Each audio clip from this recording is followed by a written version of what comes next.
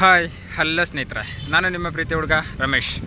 ನೀವು ನೋಡ್ತಾ ಇದ್ದೀರಾ ಮುದ್ರಾಮ್ ದಾವಣಗೆರೆ ಯೂಟ್ಯೂಬ್ ಚಾನಲ್. ಇವತ್ತಿನ ವಿಡಿಯೋದ ವಿಶೇಷತೆ ಏನಪ್ಪ ಅಂದರೆ, ನಾವಿವಾಗ ದಾವಣಗೆರೆಯ ಹೈಸ್ಕೂಲ್ ಫೀಲ್ಡ್ನಲ್ಲಿ ಇದ್ದೀವಿ.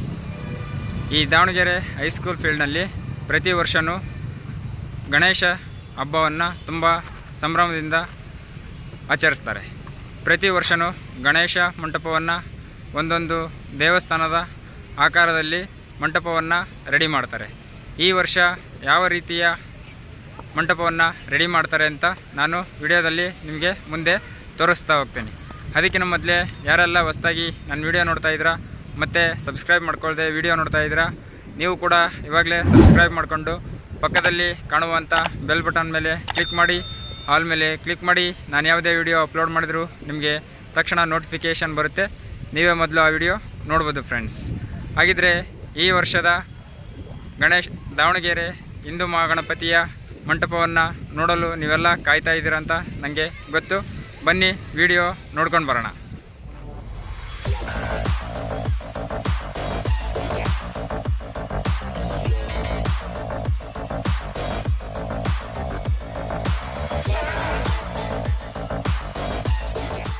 ನೋಡಿ ಗೈಸ್, ನಾನಿವಾಗ ಬೆಣ್ಣೆ ದೋಸೆಗೆ ಹೆಸರುವಾಸಿ ಆದಂಥ ನಮ್ಮ ಬೆಣ್ಣೆ ನಗರಿ ಅಥವಾ ದಾವಣಗೆರೆ ಹೈಸ್ಕೂಲ್ ಫೀಲ್ಡ್ನಲ್ಲಿ ಇದ್ದೀನಿ.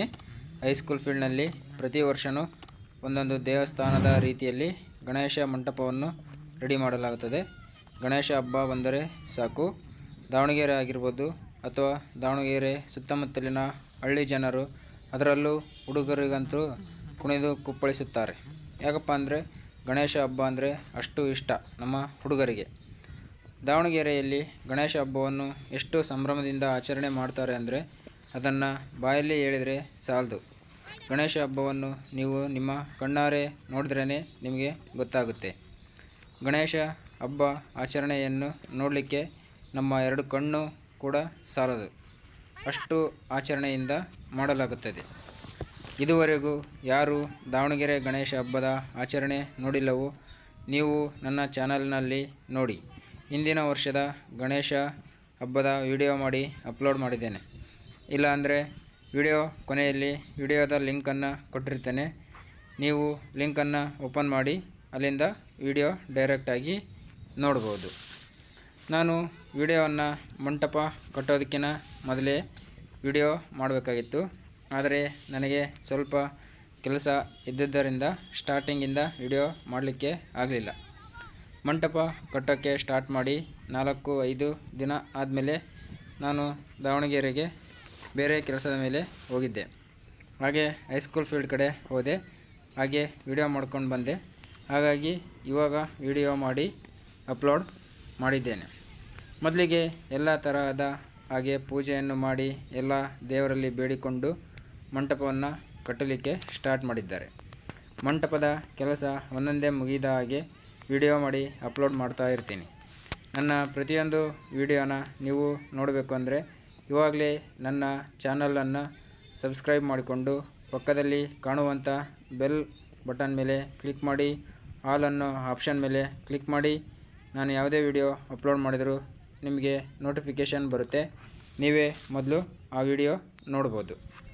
ಈ ವರ್ಷ ನಮ್ಮ ದಾವಣಗೆರೆ ಹೈಸ್ಕೂಲ್ ಫೀಲ್ಡ್ನಲ್ಲಿ ಯಾವ ರೀತಿ ಮಂಟಪ ರೆಡಿ ಮಾಡ್ತಾ ಇದ್ದಾರೆ ಅಂತ ನೋಡಲಿಕ್ಕೆ ನೀವೆಲ್ಲ ಕಾತುರದಿಂದ ಕಾಯ್ತಾ ಇದ್ದೀರ ಅಂತ ನನಗೆ ಚೆನ್ನಾಗಿ ಗೊತ್ತು.